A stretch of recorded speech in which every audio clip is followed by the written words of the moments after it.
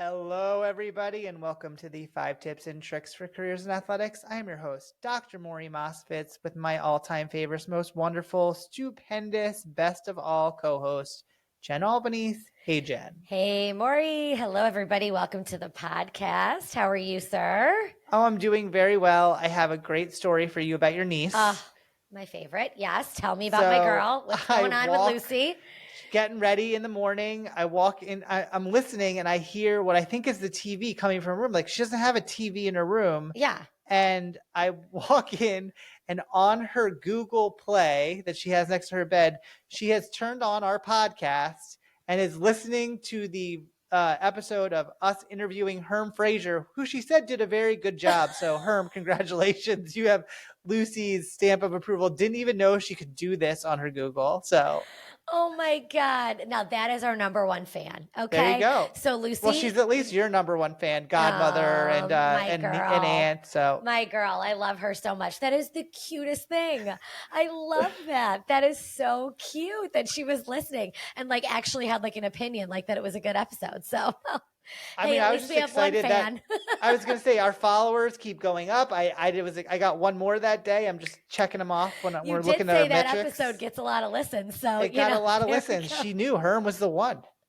Oh, well, you know, when you say an Olympic gold medalist, like that just, you know, that's what she wants to hear about. So, oh, that's so cute. So she literally went to the Google and was like, Google, play the 5 Tips and Tricks for Careers in Athletics podcast. Sometimes like on our way to, because it releases on Tuesdays, and sometimes I'll turn it on when I'm taking her to her. She has a thing on Tuesday mornings, and so I'll be like, okay, I'll listen to it. She knew I listened to it, so she's always asking to hear it. But I was like, she hasn't asked lately. And now I'm finding out because she's doing it. She's getting ready for school and she's listening to the podcast. Like everybody should be doing that. There we go. There you go. Spread the word, Lucy. Spread the word. I mean, it is so cute that the kids like to listen to it. Like my two are always like, "Are you doing a podcast tonight, Mom?" Or like, "Can we listen? What are you and Uncle Maury talking about?" Like they just like this part. They like don't understand the rest of it. But I love. Maybe we're inundating them to work in sports as their future careers. I don't know. There you go. But that is too cute that she did that. So, oh my girl.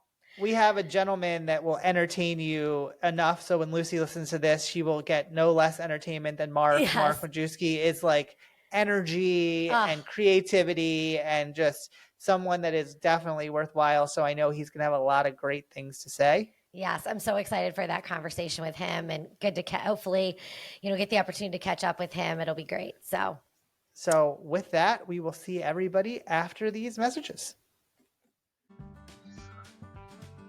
Are you a loyal 5 Tips and Tricks podcast listener? If not, now is the time to start. Get all your info and fun content on the podcast by following us on all our social channels at @AthCareerPod.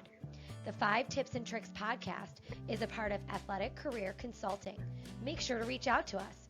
The one-stop shop for everything is our website, www.athcareer.com. Remember, follow and like us on @AthCareerPod, rate and review us, and get all your info at www.athcareer.com. All right, everybody, welcome back. Maury, would you like to introduce our guest today? Oh, excited about this one. Today's guest is a seasoned professional in the world of athletic communications and creative design. With a career spanning top-tier organizations like the Boston Bruins, TD Garden, Clemson University, Boston College, Northeastern University, he's played a pivotal role in shaping the visual and digital presence of some of the most iconic sports brands. From leading design efforts for the Boston College successful bowl bid and Heisman campaign to enhancing the overall fan experience at TD Gardens, his work has helped elevate these teams to new heights. With a deep understanding of creative solutions, digital strategy, and team management, he's known for his driving significant social media growth and overseeing high-profile projects across various platforms. Currently, he's leading the creative efforts for the Boston Bruins and TD Gardens, overseeing a visual design and branding integrity across the organization. As the Director of Creative Services, he is responsible for conceptualizing and executing a wide range of projects from digital assets to in-arena experiences. Recently, he's been instrumental in the Bruins Centennial season celebration, developing a cohesive, immersive visual identity for the franchise's 100-year history. His work continues to elevate the fan experience, bringing the iconic black and gold brand to life in a new and innovative way. So I would very excited to welcome to the podcast Mark Majewski. Welcome, Mark. Maury, Jen, Mark. thank you. You take a drink of water after that, Maury. That was extensive. I think you forgot the most important one though. I think you forgot first ever women's hockey SED at Syracuse. That is the number one. Oh, come on now, Tennessee Ice Pavilion, Club Tennessee as we used to call it back in the day. That my friend is the crowning achievement right there. I miss it. Start of your career. It is. I'm telling you. But actually, yeah, literally. In the record books for that one. Got that right. Ever. Absolutely. Oh yeah, I miss it. Frozen at the tip is always yeah, exactly. always the slogan at there we Kennedy go. Ice Pavilion. Damn right. It's still freezing, and it's oh my still god, freezing. I don't miss those 7 o'clock Friday puck drops when it was colder inside than it was outside somehow. So, it is amazing how that happens. I have no clue how it gets colder inside a building than it is out in Syracuse, New York. When you walk out and you're like, I don't need this coat, and then when you so, walk in, you're like, wait, I need it. Do they still have the tiny little rink next to the main rink there? Is that still there? That's amazing. Yes, I love it. Figure skating rink. Of it's course, a very important part of our recreational. Well, and how about we'll go full circle back to my job here. We are literally hosting on the ice right now the World Figure Skating Championships as we speak here at the Garden. So there's full circle moment. Cool. There we go. There we go. I love it. Started in the ice rink and you're so funny. Still at an ice rink. Can't get me out of it. Yep. We absolutely. knew your future before you even could see it. yeah, in the crystal ball for sure. Yeah. Well, Mark, we are excited to have you. So great to have someone with your experience. Great to catch up again. But with all that, why don't we throw out some tips to some people that would love to hear about what you think is important? Yeah, for sure. Yeah, I mean, what's interesting about being kind of in the creative, having a start in PR, and kind of gravitating more towards the creative side. Once I like to say that my career kind of, and from the trajectory of it, I got really lucky in a sense where when I was interning at Syracuse in the 2007, 8, 9 season, one of those around there, social media was a thing, but not to what it is now, obviously, right? Not the thing. Yeah, it's not back in the day when I would run from Tennessee to the Dome. I would write a football recap, and Sue Edson would come down. She'd take one look at it, she'd hit Command A and delete the whole damn thing because it was terrible. And hey, and listen, she's still my mentor to this day. That's how I learned, right? But I think it was kind of one of those things that as much as I love the PR side, I'm insanely grateful that is kind of what my background is rooted in, just given I feel the creative side is still a form of communication, just a very kind of different, in a different way. And I think one that, more people kind of consume things nowadays. I'm grateful for that. So, a lot of my PR and creative stuff kind of tie together in a sense, but I think one of to me, just for speaking solely creative, I think that one thing that's really, really important is to it sounds cliche, but be genuine to what the brand is that you're trying to represent. Meaning there's nowadays, probably when I worked at Clemson in 2018, social was big and important. It's crazy that 2018 is a long time ago now, but there was a lot of, you could feel almost like some of the bigger schools or professional teams, you could feel that their presence, they just had more of an investment, I guess, in social, whether it's from the personnel side, equipment, buy-in from the administration all the way down. That was one of the reasons why Clemson was so successful. But one thing I think that nowadays, I guess the point is what I'm trying to make is that everyone is kind of in that sphere now, right? Mm-hmm. So everyone has XYZ amount of designers for a team or social media managers. That's the norm. Every single team, every single college football program, basketball, whatever, has those types of things. So now that it makes it harder to differentiate yourself. Absolutely. I actually had a conversation last week at the regional in Providence, and Clemson was down there. I was able to see an old friend, just like I'm able to see you guys here. And he's someone that really is very forward thinking in this sphere. And we like to kind of talk about the state of things whenever we see each other. And he put this really interestingly, is where all the things you see out there on social, whatever platform it is, it's almost now become kind of like when you go to the mailbox and you see, you go and grab your mail and you pull out the flyers with all those, like the coupons from the grocery store. I mean, what is the first thing you do? You throw it out. Goodbye. Right. And it's one of those things that's like, it's just kind of noise now. So how are you doing your best to differentiate yourself? And to an extent, you're not going to be able, it's just, you're in the soup, you're in the ether of it all.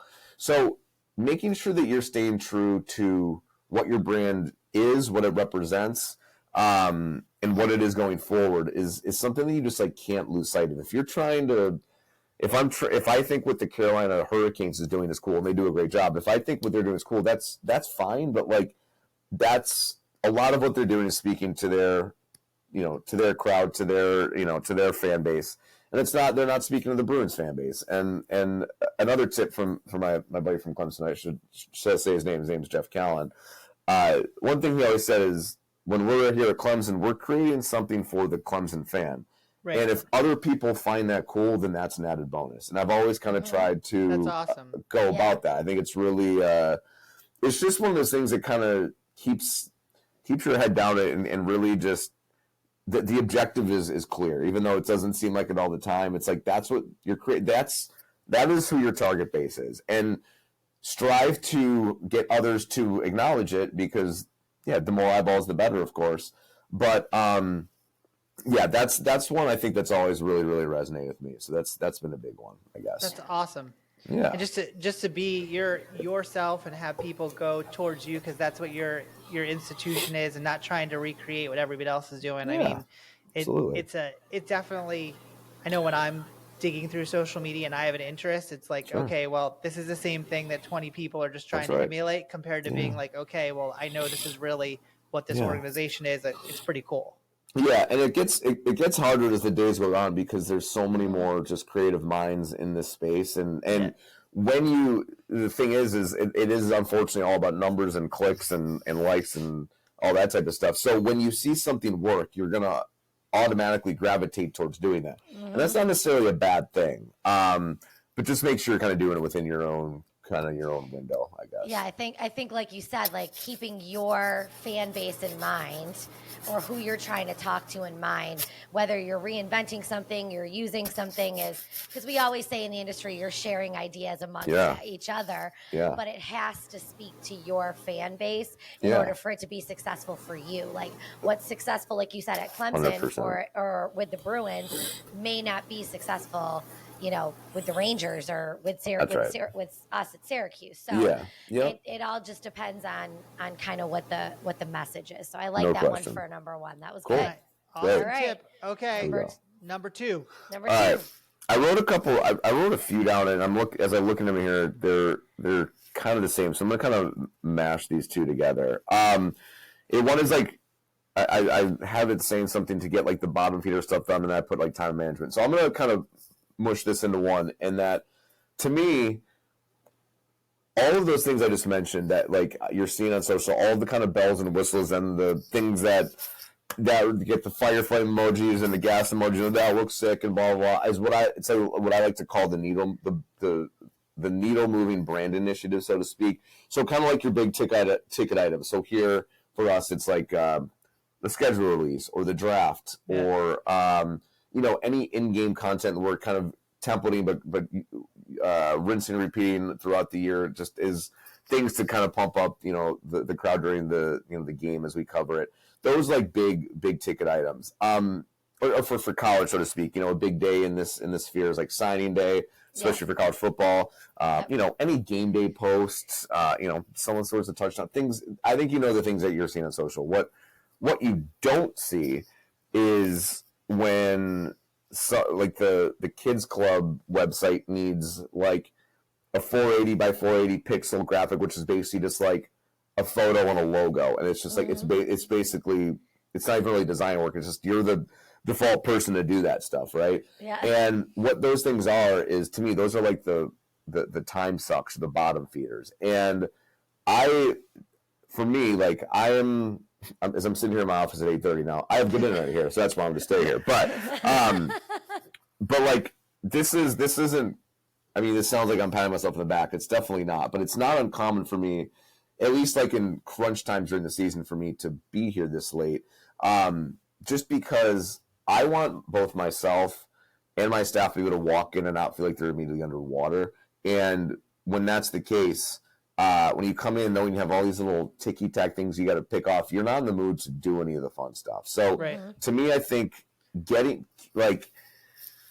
keeping, I guess, organizational skill obviously comes into this. That's maybe another half tip off of this is having to be insanely organized with it. And here we use a few different platforms. We use Salesforce as essentially our like content management software, which a lot of people don't really use as such, but that's kind of what the whole company's on. So we use that. We're communicating through Slack and Teams all day. Our like data storage is through Box. So having all those things organized and just making sure that myself and my two assistants, and we just had one literally leave yesterday. She's been here for 11 years and just left. So we got an opening here, which is interesting. Yeah, so it's a new day here for the Bruins design team. But basically, making sure that those just those little things that are necessary, you don't want to do them. They're not fun, but they got to get done. Just do them. And if there's 6-7 of them that you need to get done at the end of the day, just do your best to get most of them done before you come the next day, so you can come in just not feeling like you're not motivated to do something. Like that to me has always been a big thing. I found success with that. That start fresh attitude every day. Yeah, you don't want to walk into like a pile. I mean, for me, the big one is I feel like if I don't get a couple of those off of my plate at the end of the day, when I 100%. Come the next day and there's 100 things that all of a sudden I'm like, well, now I'm even farther underwater. So, and those things that you left the day before, like you probably won't even get to those before you get to the other ones, right? Right. That's huge for me. Yeah. Organization is a really good one, and not a lot of people have said organization specifically as a tip, and I think that is so key, because really in any sport, whether it's college or professional, you're multitasking and juggling a million different things, and to be able to try to stay organized, like you said, those platforms help organize everything that you need to keep in some sort of order, and being an organized person helps you check off those not meaningless, but like tasks that might not be as exciting or creative to get those done. So that's a really good one, I think, organization. Yeah, I can go. I think this is like a kind of a tip off of that, and it's almost, maybe it's like a talking point, but the organization, I guess that was one. Organization to me is like a offshoot of this, and it's insanely important for us because we're in a unique spot where my team, we're like one of two teams in a huge organization here that is technically a shared asset. We are technically 50% Bruins, 50% Garden. Right. So the needs of those interesting is a very interesting way to put it. Yeah. It's one of those things where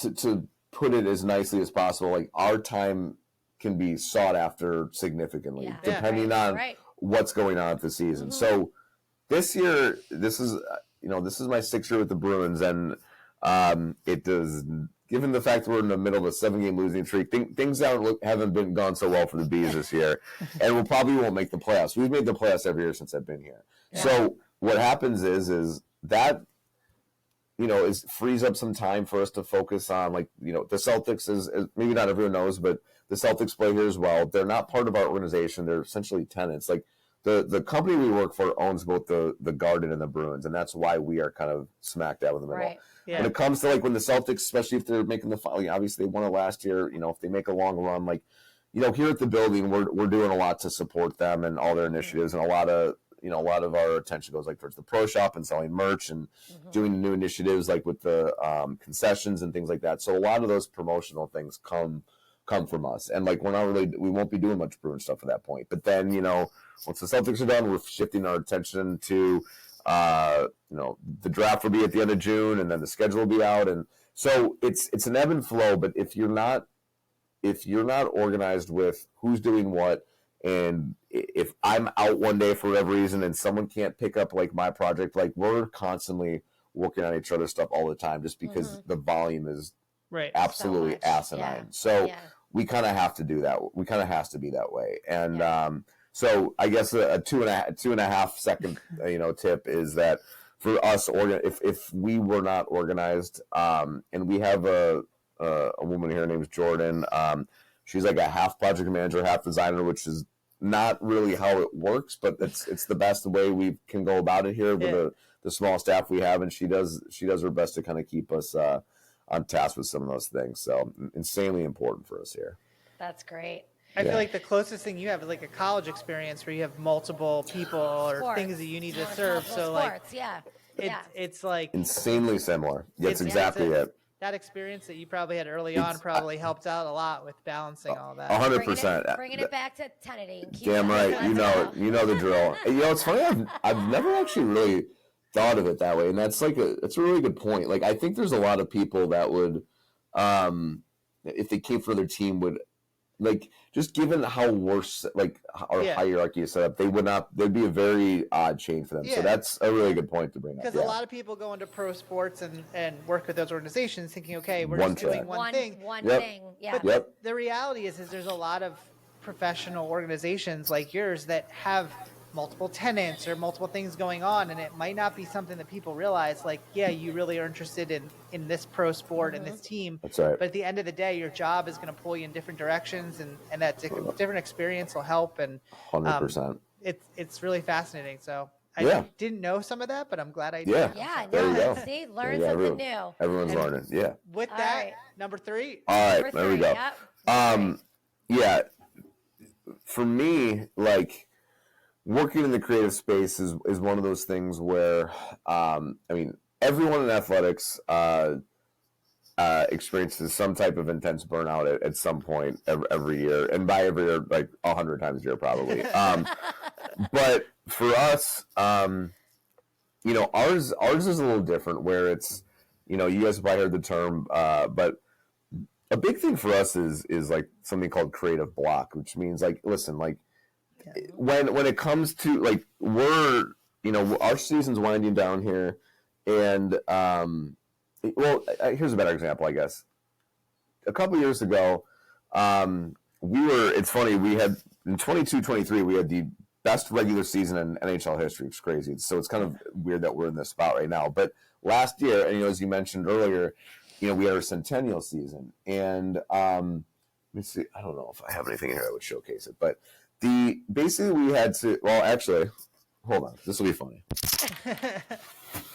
On the spot, so I will narrate. Look at that. He's showing his schedule for his Centennial season. So I know you probably couldn't hear me, but that was like an old school, like pad and paper of like us trying to figure out what the hell the Centennial season is going to look like, what the branding is, like the look and feel, just everything that goes with it. And I want to say we got pretty lucky, because we were basically forced to figure it out in like 2 or 3 days, and that's just not how that process works. We didn't really have a choice. So there's times where like, if you're just not, if you're experiencing creative block and you're just not feeling it, you're just like, what the heck? Like, I don't have it today. Like, don't force it. Right. It's only going to get worse. You're just going to have to leave it. I always said I want to get those little things done. The little things don't involve creativity. They're just like literally tasks. Like, like honestly, either of you could probably do some of the stuff you do. And that's not to besmirch you, but like anyone with like a basic knowledge could probably do some of those things. When it comes basic, I can. There we go. I love. Damn it. There we go. I can do the basics. Hey, listen. That's 9/10 of the battle right there. So, but when it comes to like the heavy lifts of like, what is this going to look like? What is it? It's like we need a reason why. Like there's a lot more into it than just putting your pen down and writing it. There's a lot of thought provocation and things of that nature in it. And when it's not there, my thing is I'll take a walk. I ride my scooter to work every day. I'll take a ride on the scooter. Yeah. Weirdly, I wouldn't say it's TMI. It's just weird. Weirdly, my best thinking comes in the shower. Like that, legitimately, I don't know if it's. That. Oh, I don't understand. I don't know what it is, but like you're relaxed. Everybody's relaxed. I'm telling you, like I come out there, like if I need to like come up with an idea, like legitimately jump in there, and it's really, really weird. But yeah, That's the tip. Go in the shower. Shower often. Tip 3, shower. But yeah, but like basically, it's also on the flip side of that though, when the creative juices are flowing and like you're just hit your stride, don't stop. Like don't, like if it's 11 o'clock and you're feeling good and you're still buzzing, keep it going. Like stop. Like it's like you kind of catch lightning in a bottle in a sense with that type of stuff. And from a creative aspect, like I think that's I think it's a kind of an obvious tip or whatever on the creative side, but some of those might not know that, but I think it's like one that needs to be kind of like reiterated because it's really, really important. So well, it just reiterates the fact that your job is not like a check-in, check-out 9 to 5 job. Like 100%. You don't know when inspiration's gonna hit, and you gotta just use it as it comes. So I kind of watch some of the people that we work with in creative, and it's like they're doing stuff at all different hours, and you're like, how is this happening? And it's just when the moment strikes for them. 100%. That's right. And that's like the best part of the job, I think, when you're able to do those brainstorming sessions and stuff is flowing. Like, and that's what that's what you love. That's the passion. That's the part of it that we love. So that's cool. I mean, that's the thing is when you're able to kind of pull those rabbits out of the hat, like you know that once you kind of get it on paper and you formulate it and create it, like when you have something, when you're excited, like I can't wait for this to be released to the public. Like that's when like that feeling there is pretty awesome, and it doesn't happen like all that often. So it's a special feeling for sure. Awesome. Cool. Great tip. Definitely, cool. No one else has ever said that. So you There we go. I love that. Shower. Got it. Yep. Shower. Yep. Cool. Number 4. All right.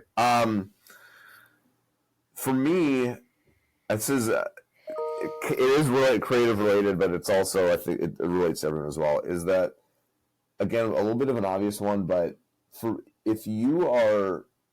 I've been doing this for a while now. But if you are constantly like resting on your laurels and not improving your skill set, especially in the creative field where things are always evolving and changing, like you're gonna get left in the past real quick. We talked about this briefly in this lecture I talked to today, but AI in our side is becoming a thing. A lot of people are freaked out by it, thinking it's going to take our jobs. And listen, there's some things I see out there where I'm like, it could, like honestly, but like I think that there's at this point, like I think where we're at, like if you're able to harness it and use it as a tool, like it's one of those things.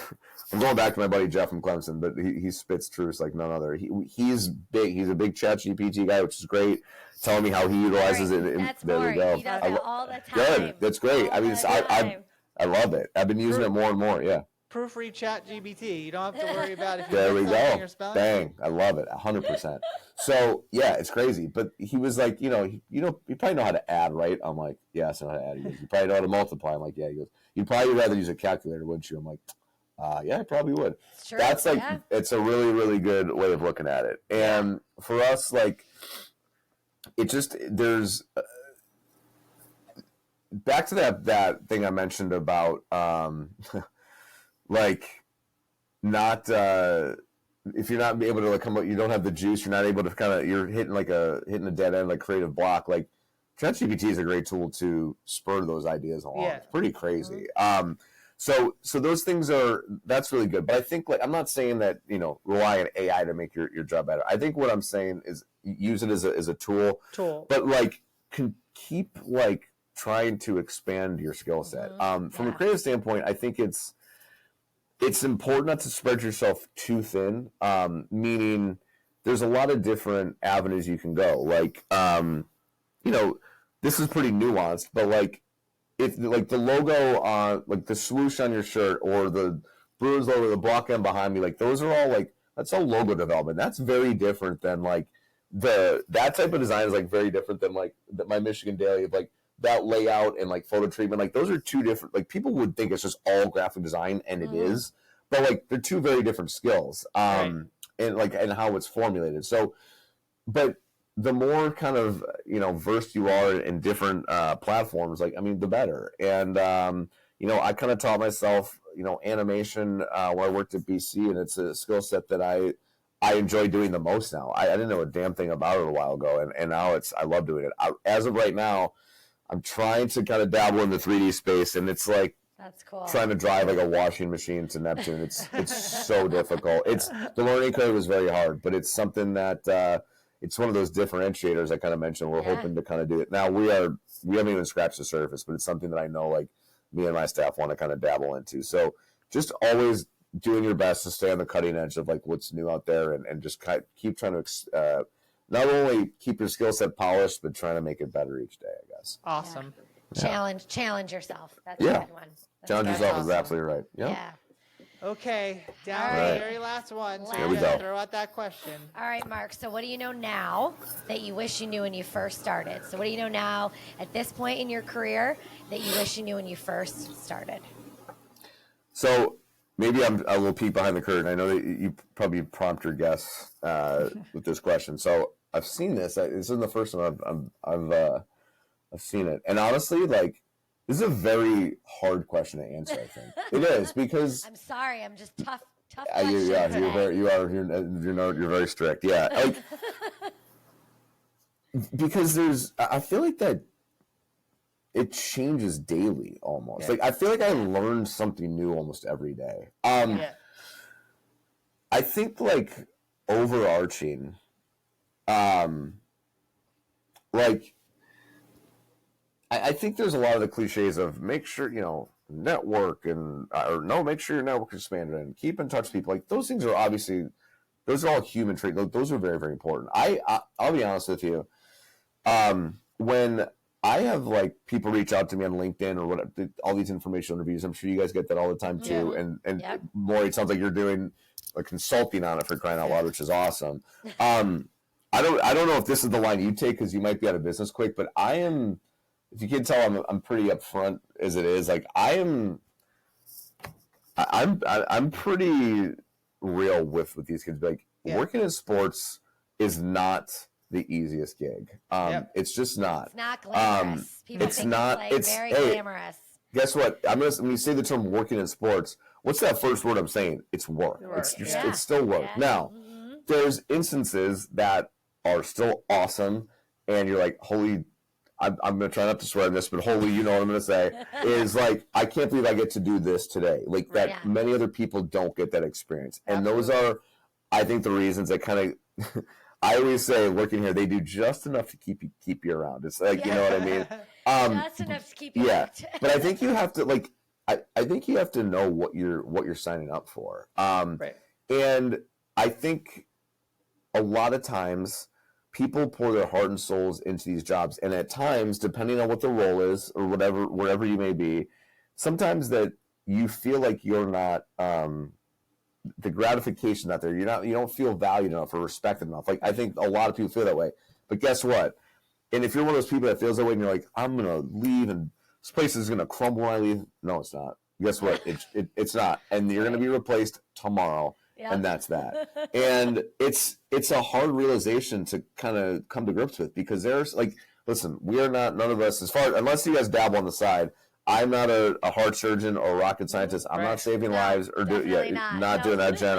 I wasn't sure. It's been a while since I've seen you, so who knows? But there you go. Yeah, this is the hustle. There you go. Right. This isn't saving any lives over here. Yeah, like I think it's important to know, like, you got to take a step back and you get so caught up in the moment and how intense it all is. Mm-hmm. I mean, for crying out loud, my that poor kid. It's national news, so I'm not like saying anything, but like that poor kid with Danny Hurley, he was my old intern with like when he and like, God. But you get caught up in the moment, like, and that's like that people don't realize, like, he's trying to have his coaches back there. Think he's doing his best for the pro. Like, you are part of the team in that spot, and you're doing the best what you think is best. And I'm kind of going off on tangents here because a lot of things are like going into my mind. I think it's just that. For those that really want to work in sports and have this be their career, I heavily encourage them. But I do my best to give them a caveat. And like I mentioned, we have an opening here. Like, the one thing I will not do is, And I think it's unfair to a potential candidate, and it's unfair to myself and the two others that work here with me. Like, I will read this person a riot act about what to expect here. Like, making this place seem like it's all gumdrops and roses is BS. It's not. And I don't think it's fair to almost hoodwink. Like, if you think there's there are a couple people out there I would kill to have work here. They're insanely talented, but like they could come in here in 2 weeks and be like, dude, you didn't like warn me about any of this, and like that just wouldn't be fair. That wouldn't be great. That wouldn't be cool. You gotta give people reality. You gotta be real. Yeah, you gotta give people the reality of what it is to work in this business. And it's really, you know, as I mentioned, I talked to a class today, and like I'm sitting in front of all these, you know, like juniors and seniors, and I remember being in their spot where like I never ever thought I was gonna get a job. Like no one's like, getting a job is horrible. I just remember those feelings of getting the boilerplate rejections or not hearing from anything, and just like you know, you just feel worthless. But like, it's funny being on this side. It's like it's just as horrible to hire someone, is it? If not worse, it's horrible. But that hiring process is brutal. So much work, especially because guess what? Your job doesn't stop. So it's one of those things where I'm insanely appreciative, and like I think that I've been fortunate to work a lot of different places and see how different structures and organizations at, you know, all shapes and sizes work. I went from a tiny school in before Syracuse. I worked at, have you heard of St. Francis in Pennsylvania, who they just announced they were in the tournament this year. Now they announced they're going D3, which is I saw it. I was like, actually felt I think that's probably a small move, but I was like, oh, that's great. I was not expecting that. I hate to say that, probably won't be the first school you see do that either. But but like working at a place like that, unpaid, to working at a very big, you know, an Original Six team that's kind of owned by like a huge company, basically, like and everything in between. It's every place has its warts, and it's hard to know that when you're just getting started. You're kind of all, you know, star-eyed and like, you know, bushy-tailed and excited, and that's good. Like you're over time, you're gonna have that excitement kind of slowly beat out of you, as much as I hate to say it. But how can you like foster the relationships that make it worthwhile? You know, I think to me, like, and I'll leave it with this, is working in sports, because you're so, and I guess it's this way with every workplace, but I think specifically here because it's like, to me, working in sports is like one big group project every day. And it's 90% of, to me, the job is 90% of the people you work with and 10% of the work. And if you're not surrounded by people you like and the culture's not right, that makes for a long day. I think if you're able to, you feel good about the work you're doing because of the people that are there and just the encouragement and all those sorts of things, like that's a dime a dozen. Like hold on tight to that one, because that is hard to find these days. So yeah, I know I went in a bunch of different ways because it's a question that I think in my brain there's a ton of different answers to. So hopefully that answered it in some my weird kind of way. It was great. No, that was great. It's good to wrap it up so people understand like the reality of working in this business, and that again, people are afraid to say that they want to like sugarcoat everything. So it's nice to show the reality. But that's a good one. You did a great job, Mark. There we go. Job. Love it. Overall, we're gonna give you a big a clap. round of applause. Is that what's the rating meter? What's the rating meter on this podcast? We gotta brand that. We gotta brand that. First one for clapping, if that makes you feel better. I'll take the first clap. I love that. Good. Well, with that, we're gonna wrap it up. And Mark, thank you for being here. And everyone, check out all the awesome stuff happening with the Bruins and the TD Garden and all the great work that Mark and his staff is putting together. So definitely check out their stuff. And Jen always likes to throw out our socials at the end. Yes, so make sure you're liking and following us on all your podcast platforms and social channels at AskCareerPod, and make sure to check us out every Tuesday with a new episode. But yes, thank you, Mark. It was so good to see you. Thank you. So great seeing you guys. Mark. Thanks for having me. Right. bye. See ya. Bye. If you like the 5 Tips and Tricks podcast, make sure to subscribe on your favorite podcast platform. You can rate and review us, including questions that may be answered on future episodes. The 5 Tips and Tricks podcast for careers in athletics is part of Athletic Career Consulting. Check us out at www.athcc.com. CAREER.com. Don't forget to follow and like us on your top social media platforms.